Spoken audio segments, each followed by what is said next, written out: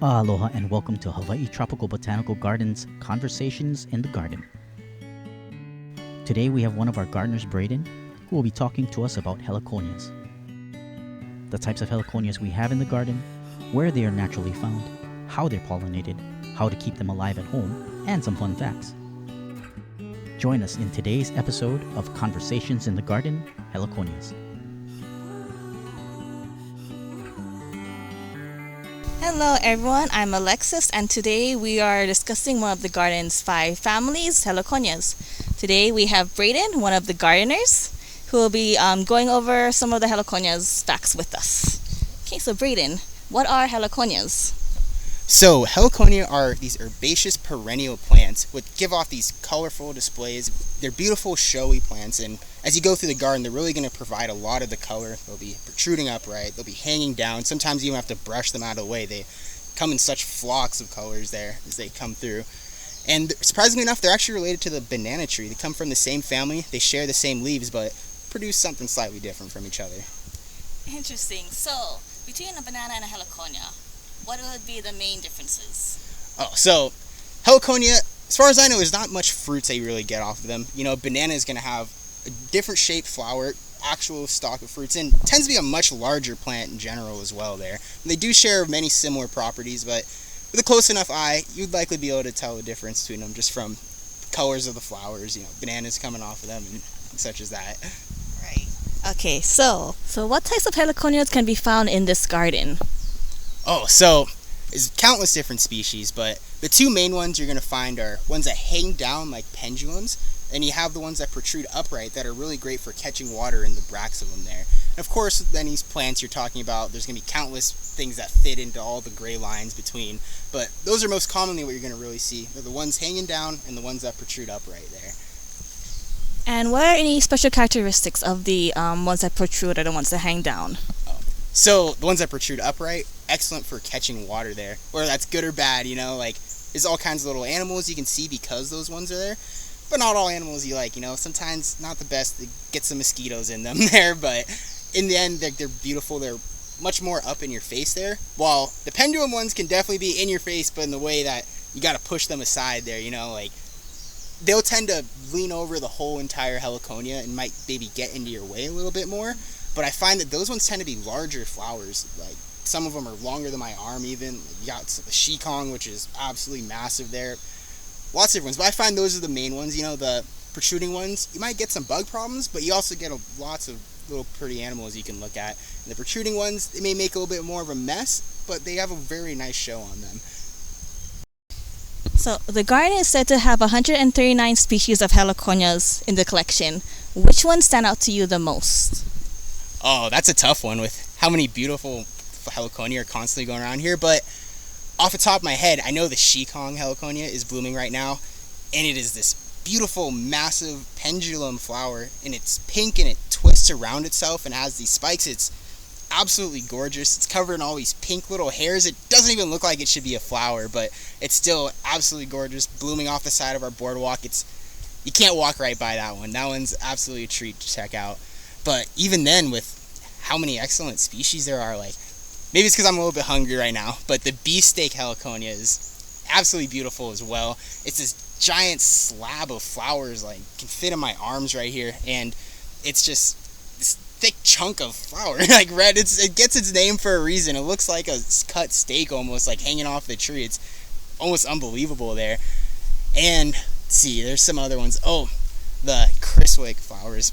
It's maybe by itself it doesn't stand out as much, but when planted in mass, it has this smooth red texture you really don't quite appreciate until you get up close to them, and it's just this almost shines in this red hue. That one's definitely a favorite of mine, of course. And then the Heliconia champnea splash is absolutely gorgeous as well. It's almost like it's a hybrid, so it's a mixture of 2 different Heliconia, and it's got this pattern that kind of incorporates both of them. So it looks like a painter almost hand painted every little part of it, and when those ones are blooming in mass, you just get this show that it's different every single flower, every single stalk that comes up, every single season that I've seen it. It's really just grows on itself and wraps around itself in this beautiful array that absolutely speaks out to me whenever I walk by it there. Do heliconias have like seasons?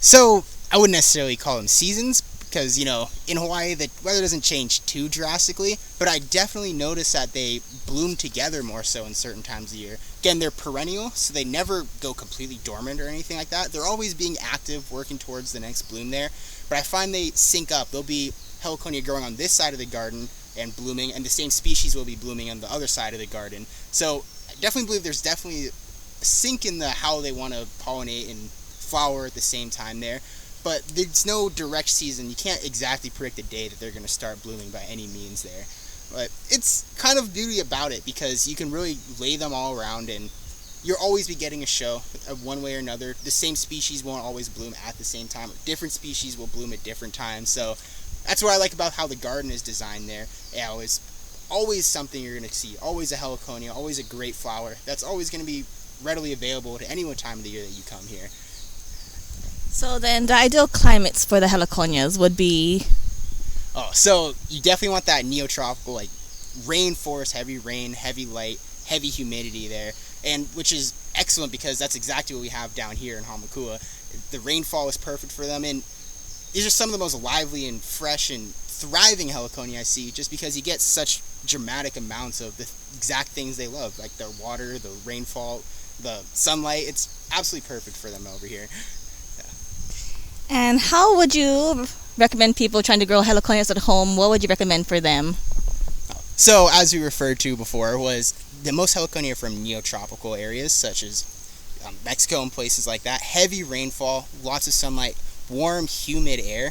But I understand we may not all have that. So, if you're in a place where it gets kind of cold snaps, snow even, your best bet is probably going to be put it in a pot and try to bring it into an area where you can control the environment. Give it that humidity, give it the extra water, a grow light potentially to give it the sun that it needs there, and a space where you can really control it and try to emulate a rainforest essentially there. It comes from those types of regions, and if you can duplicate that, it'll live as though it's in one. So would you recommend people growing heliconias in a pot or like in a greenhouse or something along those lines? Yeah, if you're in those cold areas, you're definitely going to want a pot. Greenhouses are always great because you can really mass plant. You don't just have to have heliconias there. So if you want tropical plants, greenhouse is great for all that. But even in the corner of your house, again, if you can control the environment, it will thrive as it does out here. So preferably, I would say a greenhouse, but if you want a good show in your house, it's entirely possible there as well. Okay. And lastly, what are some fun facts that you want to share about the heliconias?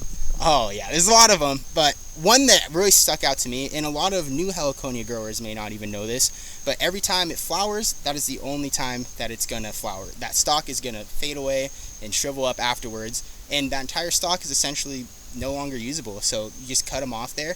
And I find that really interesting because you get one show out of each stalk and then a whole new plant rises. You see the whole process all over again, and it just continues there. And I'd say another fact is oftentimes people refer to these as birds of paradise, and you get that from these almost beak-like structures, the same ones that hold the water there. And so, though it's a bit of a misconception, I find it interesting that this same flower has gone such global renown, such prominence around the world, and so many people know its name without necessarily even knowing exactly what it looks like there. And that's all the time we have on today's conversation in the garden, Heliconia. Thank you, Brayden. Oh, thanks, Alexis. We'll catch you all in the next episode. Mahalo for joining us today for Conversations in the Garden, Heliconias. If you have suggestions on what you'd like to see next, please leave a comment below. Don't forget to like and subscribe, and follow us on social media. Link is in the description. Stay tuned for our next episode.